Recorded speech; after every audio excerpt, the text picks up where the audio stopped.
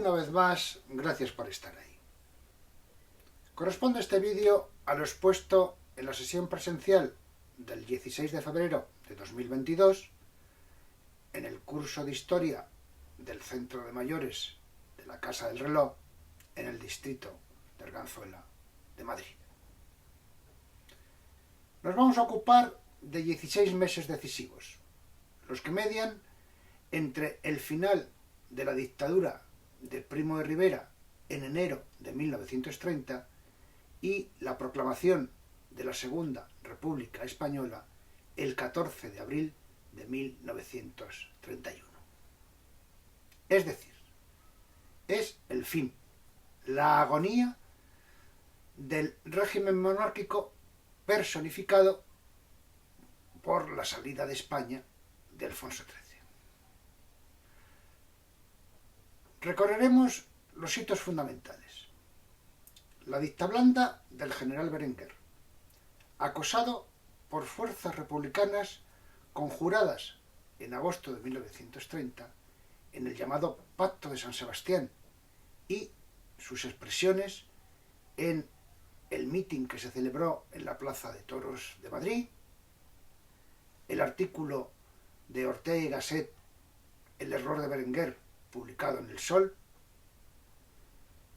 las sublevaciones militares fallidas de Jaca y Cuatro Vientos y, finalmente, ese último presidente por descarte, el almirante Aznar, que será el que convoque elecciones municipales el 12 de abril de 1931. Empecemos.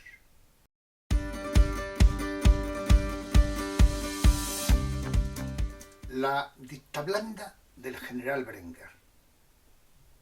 Empecemos por el personaje. Dámaso Berenguer Fuster, 1873-1953, nació en Cuba, pero pronto se trasladó a la península para ingresar en la Academia General Militar. Participó en las guerras de Cuba y África. Ascendido a general en 1913, fue ministro de la guerra en dos ocasiones, 1919 y 1931. Alto comisario de España en Marruecos cuando el desastre de Anual de 1921, fue degradado por el expediente Picasso y amnistiado por Primo de Rivera. Ocupó la presidencia del penúltimo gobierno de Alfonso XIII. Vamos por partes. Al día siguiente de la dimisión del general Primo de Rivera, el 28 de enero de 1930, el rey designa al general Dámaso Berenguer para que presida el gobierno con el propósito de retornar a la normalidad constitucional. Berenguer se había significado por su moderada oposición a la dictadura y era el más liberal de los tres candidatos que Primo de Rivera había presentado al rey como sus sucesores. Al tomar el poder, Berenguer manifestó su propósito de tomar medidas para volver a la normalidad constitucional anterior al golpe de Estado de Primo de Rivera. El anuncio de medidas liberalizadoras fue bien recibido por la opinión pública, pero la vuelta a la legalidad constitucional se hacía de forma tan lenta que hasta se llegó a dudar de que este fuera su propósito. La prensa comenzó a calificar el nuevo régimen como dictablanda. Algunos monárquicos se empezaron a calificar como monárquicos sin rey. Otros se pasaron al campo republicano. Miguel Maura, hijo de Antonio Maura, y Niceto Alcalá Zamora, que fundaron un nuevo partido, Derecho Liberal Republicano.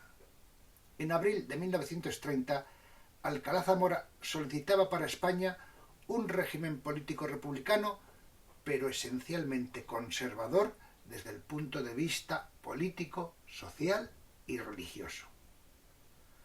Cosa que ya no era posible con el restablecimiento de la situación previa al golpe de Estado de 1923, sin tener en cuenta el apoyo real a la dictadura a la que la monarquía quedaba vinculada. Y ese fue el error que cometió el propio rey y su gobierno, intentar volver a la Constitución de 1876, cuando en realidad llevaba 6 años abolida. Desde 1923, Alfonso XIII ya no era un rey constitucional y su poder durante ese tiempo no había estado legitimado por la Constitución, sino por el golpe de Estado que el rey sancionó. La identificación que se produjo entre dictadura y monarquía explica el súbito auge del republicanismo en las ciudades. Las clases populares y las clases medias urbanas llegaron a la conclusión de que monarquía era igual a despotismo y democracia era igual a república. El general Berenguer tuvo problemas a la hora de conformar un gobierno porque los partidos dinásticos, Partido Liberal Fusionista y Partido Conservador, habían dejado prácticamente de existir. En realidad nunca habían sido verdaderos partidos políticos, sino redes clientelares gracias al fraude electoral institucionalizado del sistema caciquil. La mayoría de los políticos del turno se negaron a colaborar, por lo que Berenguer tuvo que echar mano del sector más reaccionario del conservadurismo, la Unión Patriótica, el único partido de la dictadura convertido en 1930 en la Unión Monárquica Nacional. Se oponía al régimen constitucional, por lo que tampoco apoyó al gobierno de Berenguer. De modo que la monarquía no tuvo a su disposición ninguna organización política capaz de conducir el proceso de transición. La agitación se produjo tanto en la extrema derecha como en la izquierda. El protagonismo de la oposición al gobierno corrió a cargo de la izquierda y dentro de ella de la moderada y no de la extrema. Por estas fechas, en la Unión General de Trabajadores, UGT, Sindicato Socialista, y en el Partido Socialista Obrero Español, predominaba la tendencia antimonárquica representada por Indalecio Prieto.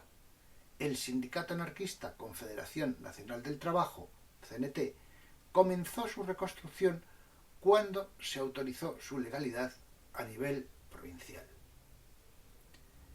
El republicanismo histórico apenas tenía un verdadero protagonismo y lo decisivo fue que los republicanos dieron muestras exteriores de moderación, lo que acercó a las clases medias. La totalidad de los intelectuales y buena parte del ejército apoyaron al republicanismo. Los primeros acudieron a la llamada de una agrupación al servicio de la República, surgida tras un manifiesto de José Ortega y Gasset, Gregorio Marañón y Ramón Pérez de Ayala, que había sido inspirada por el filósofo. El Pacto de San Sebastián. El 17 de agosto de 1930 tuvo lugar el llamado Pacto de San Sebastián en la reunión promovida por la Alianza Republicana, en la que se acordó la estrategia para poner fin a la monarquía y proclamar la Segunda República Española. A la reunión asistieron por la Alianza Republicana Alejandro Lerroux, del Partido Republicano Radical, y Manuel Azaña, del Grupo Acción Republicana. Por el Partido Radical Socialista, Marcelino Domingo, Álvaro de Albornoz y Ángel Galarza. Por la derecha liberal republicana, Niceto Alcalá Zamora y Miguel Maura. Por Acción Catalana, Manuel Carrasco Formiguera. Por Acción Republicana de Cataluña, Matías Mayol Bosch. Por Estat Catalán, Jaime Aygader. Y por la Federación Republicana Gallega, Santiago Casares Quiroga. A título personal también asistieron Indalecio Prieto, Felipe Sánchez Román y Eduardo Ortega y Gasset, hermano del filósofo. Gregorio Marañón no pudo asistir, pero envió una entusiástica carta de adhesión.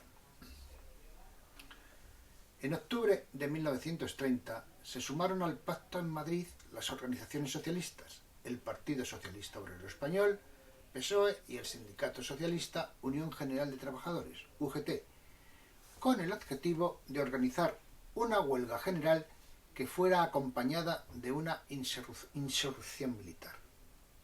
Para dirigir la acción se formó un comité revolucionario integrado por Niceto Alcalá Zamora, Miguel Maura, Alejandro Lerroux, Diego Martínez Barrio, Manuel Azaña, Marcelino Domingo, Álvaro de Arbonot, Santiago Casares Quiroga y Luis Nicolau d'Olwer, por los republicanos, Indalecio Prieto, Fernández de los Ríos y Fernando Largo Caballero, por los socialistas.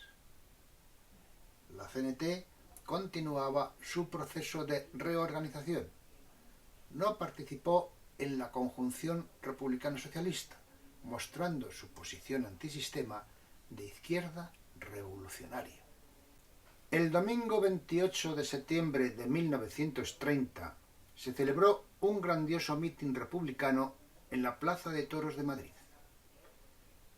Hasta el jefe del gobierno de la conocida como dicta blanda, el teniente general Dámaso Berenguer, conde de Sassuén, admitió ante los periodistas aquella noche que el mitin fue multitudinario y ejemplar, porque en todo momento se preservó el orden público y no se produjo ningún incidente. Acudieron más de 15.000 personas que ocupaban el graderío y 5.000 sillas colocadas en el ruedo. Del servicio de orden se encargaron 500 afiliados a los diversos partidos intervinientes. Comenzó el acto puntualmente a las 10 de la mañana y terminó a las 13:30. Los alrededores de la vieja Plaza de Toros estaban patrullados por la Guardia Civil, que en ningún momento necesitó intervenir. Manuel Azaña habló por Acción Republicana. Explicó que la República le era tan necesaria al proletariado como a la burguesía liberal, que condujese a la proclamación de una república burguesa y parlamentaria. No debía ser un régimen de un partido, sino nacional, respetuosa con los estatutos regionales que sancionasen las Cortes para regular las autonomías locales. Todos cabemos en la República, enfatizó. A nadie se proscribe por sus ideas. Pero la República será republicana, pensada y gobernada por los republicanos. Y concluyó declarando que la libertad no hace felices a los hombres, los hace simplemente hombres. Niceto Alcalá Zamora, en representación de derecha liberal republicana, aseguró que los republicanos no querían la algarabía, sino orden y paz en todos los ámbitos del país. Alejandro Lerroux, en nombre del Partido Republicano Radical, defendió los regímenes democráticos y enfatizó que los pueblos sometidos a un poder autocrático, como Italia y Rusia, sucumben. Marcelino Domingo, del Partido Radical Socialista, aseguró que la revolución estaba justificada porque era democrática y no podía ser España una excepción autocrática en una Europa por más tiempo. Los representantes de los 4 principales partidos republicanos, con un superviviente de la Primera República y 3 delegados regionales, expusieron durante 3 horas y media un plan para poner fin a la monarquía corrupta en su extrema degeneración, coronada por el llamado Alfonso XIII de Borbón, aunque advirtieron que debería apellidarse exactamente Puigmoltó, que fue su abuelo biológico, uno de los incontables amantes de la impúdica Isabel II. Analicemos ahora un documento de la época. Un artículo titulado El error Berenguer, escrito por José Ortega y Gasset en el diario El Sol el 15 de noviembre de 1930. Contextualicemos. José Ortega y Gasset, 1883-1955, fue filósofo y ensayista, exponente de la teoría del perspectivismo y de la razón vital e histórica. Catedrático de Metafísica de la Universidad Central de Madrid desde 1910. Su obra más destacada es La rebelión de las masas de 1927, donde critica al hombre masa que por igual se estaba dando en las revoluciones bolchevique y fascista. El periódico El Sol, que vivió entre 1917 y 1939, fue un diario de Madrid, inicialmente de ideología liberal y regeneracionista. En 1932 lo compraron los monárquicos y en 1937 incautado por el Partido Comunista Español, pasa a ser órgano del partido. Tras la Guerra Civil, los falangistas lo convirtieron en el diario Arriba.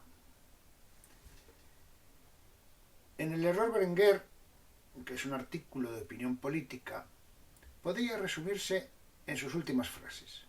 Españoles, vuestro Estado no existe. Reconstruirlo. De lenta es monarquía, en latín, que significa la monarquía debe ser destruida. El pueblo español ve próxima la llegada de la democracia y, sin embargo, esa transición se va prolongando y, tal y como dice Ortega y Gasset, Berenguer se convierte en un nuevo dictador.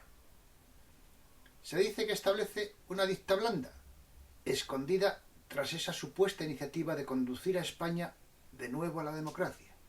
Demasiada ficción, dice Ortega. El sistema se reduce a un aquí no ha pasado nada. La restauración llega a su fin de manera inminente. Está sola. El sistema ha perdido toda su credibilidad. Critica al rey por haber elegido a Berenguer, el general amnistiado. Recordemos que tras haber sido señalado por sus responsabilidades por el desastre de Anual, en el expediente Picasso.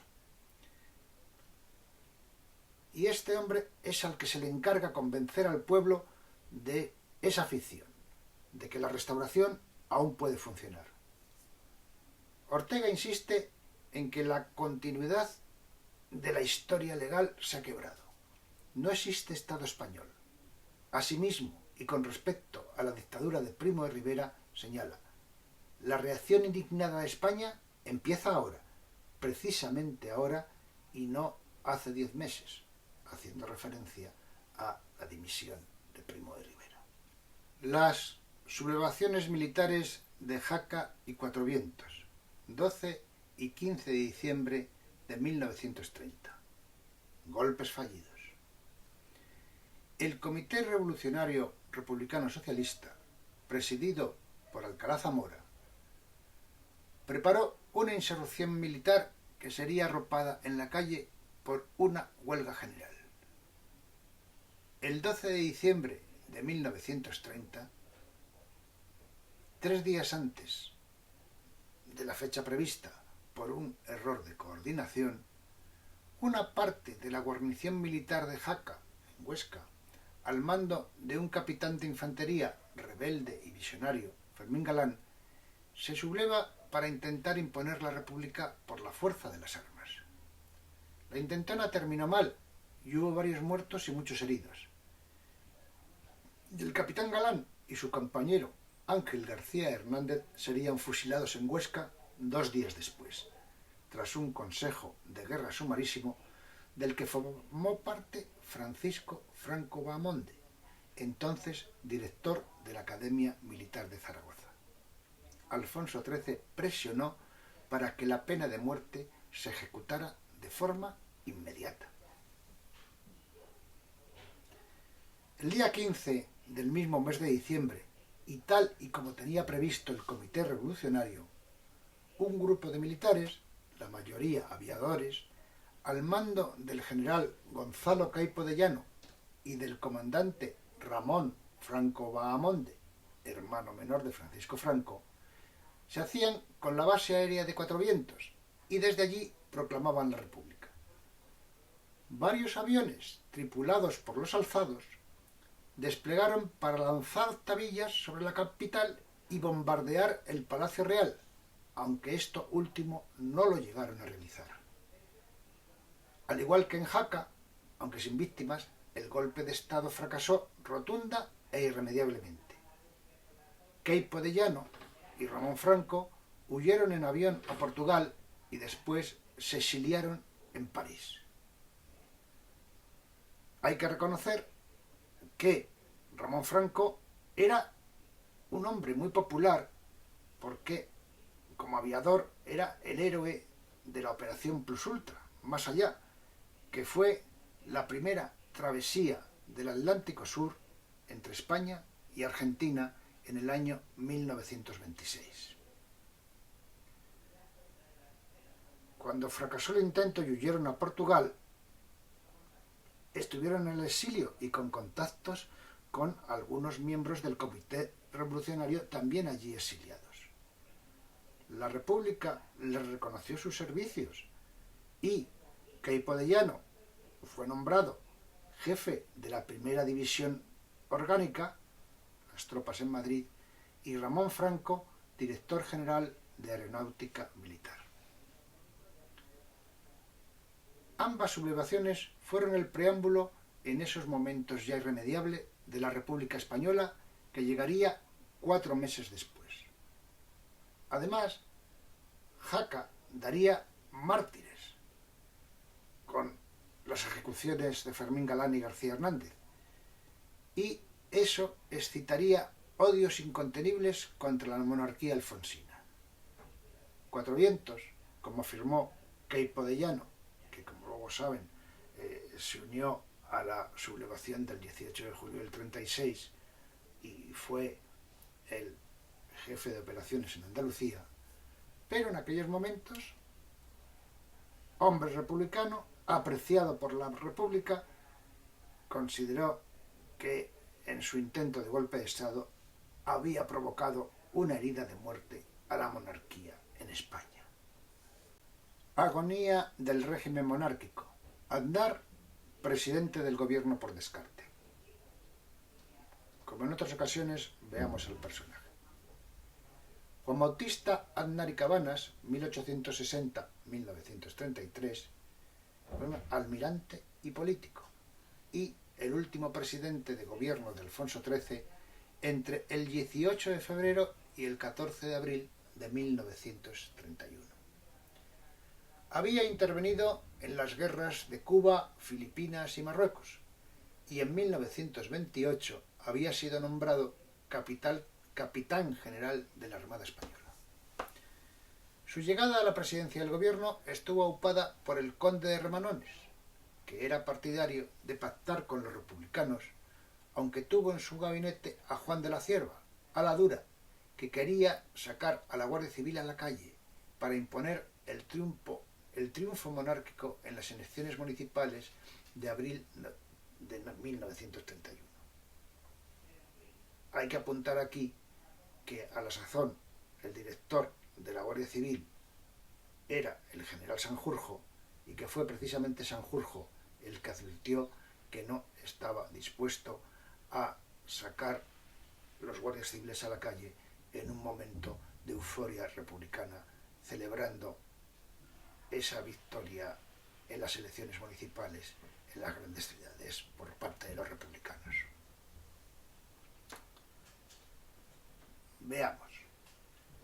A pesar del fracaso de la acción en favor de la República dirigida por el Comité Revolucionario, el general Berenguer se vio obligado a restablecer la vigencia del artículo 13 de la Constitución de 1876 y a reconocer las libertades de expresión, reunión y asociación.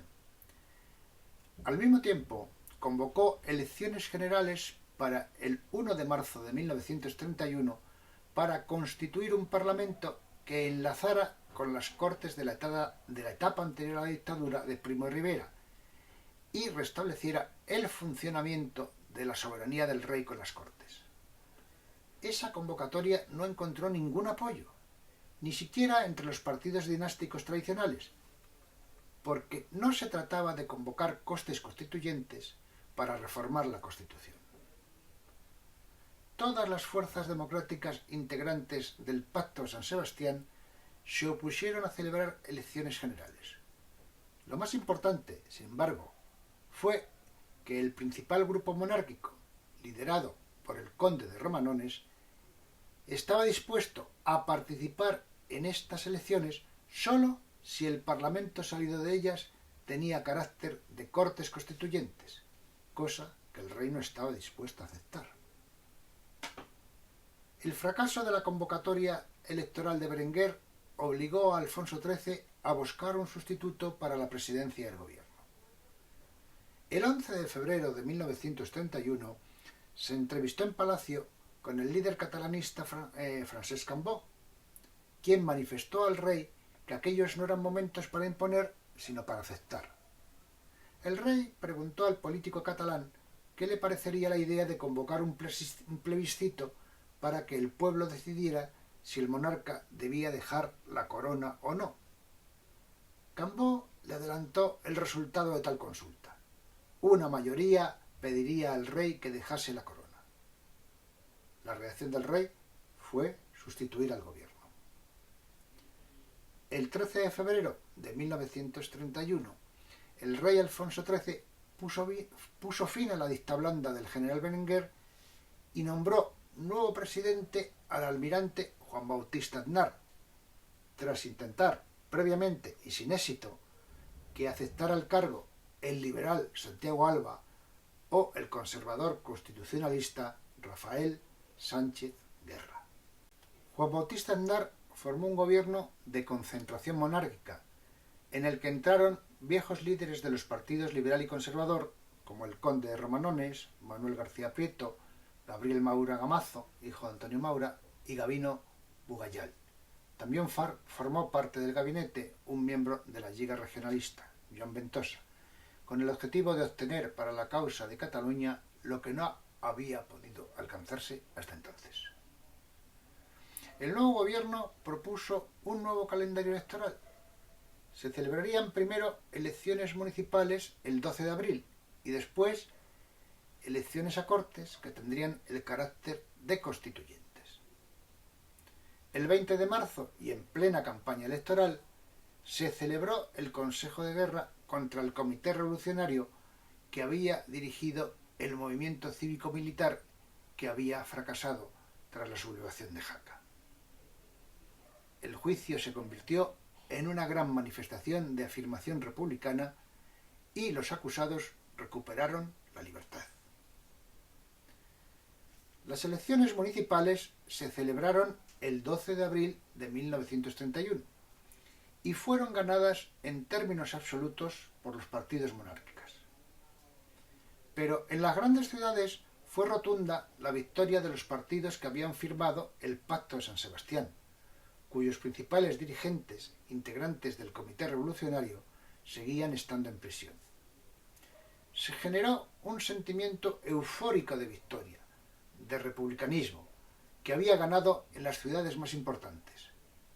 Los resultados electorales del ámbito rural se conocieron más tarde y se vio que allí los monárquicos se habían impuesto abrumadoramente. Todo el mundo entendió que las elecciones municipales del 12 de abril eran prácticamente un plebiscito sobre la monarquía.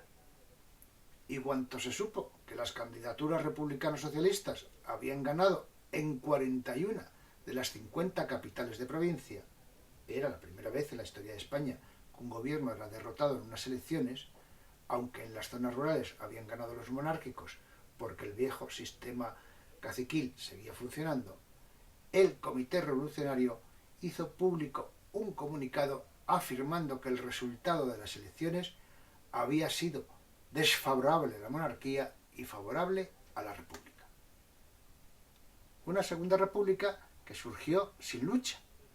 Su atrevimiento surgió por una dejación del poder por parte de la oligarquía dominante. Todas las fuerzas que habían participado en la oposición a la dictadura monárquica asumieron el gobierno provisional. Esas fuerzas fueron la burguesía republicana radical, la pequeña burguesía democrática progresista, la burguesía nacionalista catalana y un sector del proletariado. Al día siguiente de los comicios, el gobierno del almirante Aznar debatió sobre los pasos que se debían tomar. Algunos ministros optaban por un retorno a la dictadura ante el temor de un levantamiento republicano. Otros se opusieron al uso de la fuerza y solicitaron negociar con los opositores. Alfonso XIII se inclinó por esta opción y se ofreció al Comité Revolucionario la formación de un gobierno de concentración y la convocatoria de unas cortes constituyentes que decidieran sobre el futuro régimen político. La propia oferta evidenciaba la debilidad del gobierno y el comité no aceptó el plan propuesto, aduciendo que las elecciones habían sido ya un plebiscito que había mostrado la opinión antimonárquica del país. Los acontecimientos se precipitaron. No había posibilidad de negociación con los republicanos y la opción de ejercer la fuerza quedaba descartada. Ya les he comentado la negativa de Sanjurjo, a la sazón director general de la Guardia Civil. Las calles estaban ya controladas por las masas republicanas y la euforia popular era imparable. Alfonso XIII no vio posibilidad alguna de mantener sus prerrogativas reales por cualquier medio, lo que hubiera tenido dramáticas consecuencias, por lo que decidió abandonar Madrid el día 14 y el día siguiente salir de España camino del exilio, pero sin haber abdicado de sus derechos dinásticos y constitucionales. El martes 14 de abril de 1931 se proclamó la República desde los ayuntamientos ocupados por los nuevos concejales y el Comité Revolucionario pasó directamente de la cárcel a los despachos gubernamentales, convertido en gobierno provisional frente al cual fue designado como presidente Niceto Alcalá Zamora. Como colofón les traigo el comunicado del rey Alfonso XIII, publicado en el diario ABC el 17 de abril de 1931. Este es el texto del rey. Las elecciones celebradas el domingo me revelan claramente que no tengo hoy el amor de mi pueblo. Mi conciencia me dice que ese desvío no será definitivo, porque procuraré siempre servir a España, puesto que es el único afán en el interés público hasta en las más críticas coyunturas. Un rey puede equivocarse, y sin duda erré yo alguna vez, pero sé bien que nuestra patria se mostró en todo momento generosa ante las culpas sin malicia. Soy el rey de todos los españoles, y también un español.